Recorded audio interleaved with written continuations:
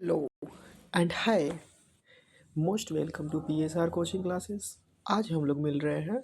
हमने 8 नवंबर 2025 को क्लास 10 का बायोलॉजी का चैप्टर 1 पोर्शन और चैप्टर 2 श्वसन का टेस्ट लिया था।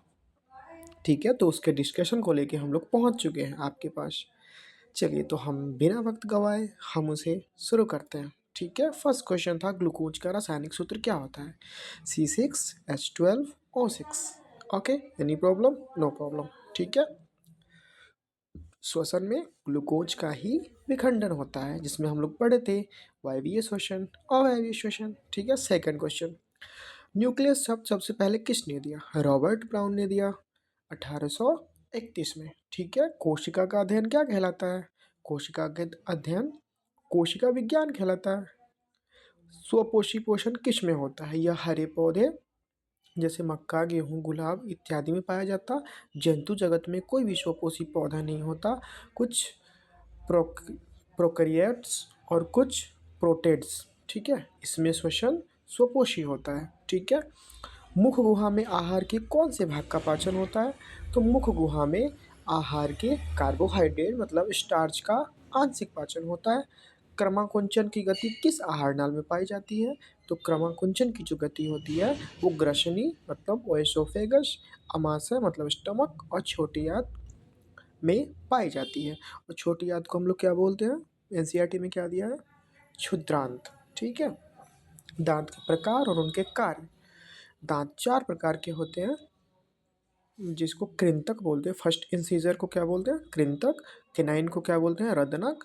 और प्रीमोलर और मोलर मतलब आग चवर्णक और पिछला चवर्णक। तो हम कृंतक को बोलेंगे काटने का कार्य, केनाइन मतलब फाड़ने चीरने का कार्य, रदनक का कार्य। ठीक है, इसके बाद अग चवर्णक मतलब चबाने का कार्य और मोलर मतलब पीसने का कार्य। ठीक है, मैग्नीशियम पौधे के किस भाग में पाए जाते हैं? तो मैग्नीशियम क्लोरोफिल मतलब हरित लवक में पाया जाता है। और हरित लवक कहाँ पाया जाता है? क्लोरोप्लास्ट के ग्राना में। ठीक है, दो परजीवी का नाम अमरवेल और जू। दो मृतजीवी का नाम फफूंदी और बैक्टीरिया।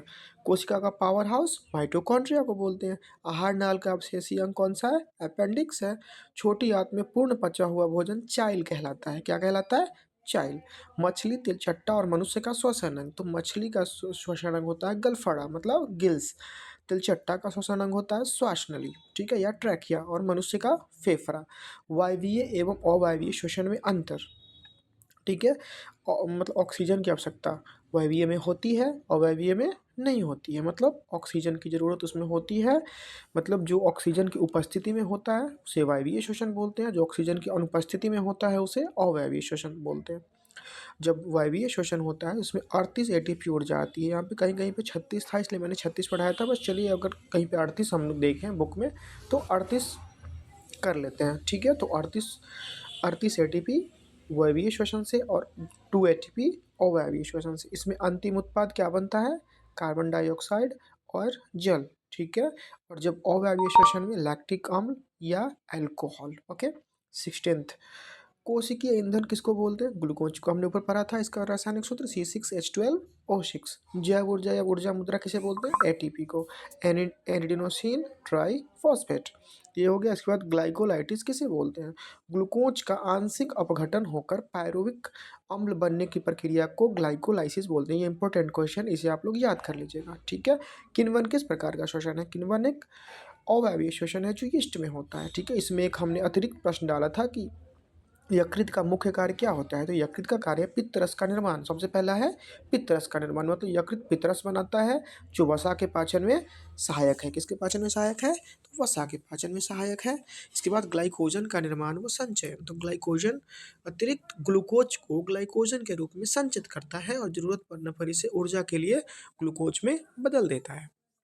तीसरा, विषैले पदार्थों का निष्कर्षण। यकृत शरीर में बनने वाले विषैले पदार्थों को या टॉक्सिन्स को नष्ट या निष्क्रिय करता है। चौथा, इसका कार्य है प्रोटीन का निर्माण। यकृत रक्त में पाए जाने वाले कई विशेष प्रोटीन जैसे एल्ब्यूमिन, फाइब्रिनोजन का निर्माण करता है।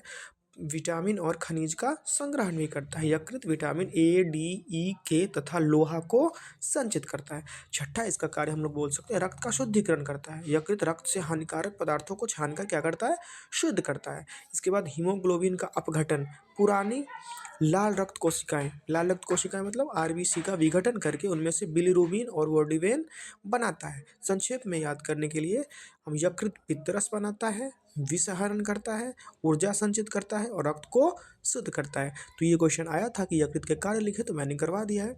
आप लोगों से अनुरोध है कि आप लोग अच्छे से ये सारे क्वेश्चंस को याद कर लेंगे, क्योंकि ये बहुत इंपॉर्टेंट पीवाईक्यू क्वेश्चंस है। चैप्टर 1 और चैप्टर 2 से रिलेटेड है बायोलॉजी। और क्वेश्चंस लेके हम लोग नेक्स्ट वीक में आते हैं। तब तक के लिए बाय बाय।